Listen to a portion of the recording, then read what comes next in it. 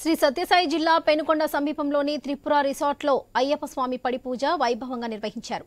Doctor Gopinath ఆధ్వర్యంలో అయ్యప్ప స్వామి విగ్రహాన్ని ఏర్పాటు చేసి ప్రత్యేక పూజలు నిర్వహించారు. శబరిమల ఆలయాన్ని తలపించేలా ప్రత్యేక అలంకరణ చేశారు. వేద పండితులు, గురుస్వాములు పాటలు, భజనలతో పూజలు నిర్వహించారు. పడి పూజకు అయ్యప్ప భక్తులతో పాటు సమీప గ్రామాల ప్రజలు పెద్ద సంఖ్యలో హాజరయ్యారు.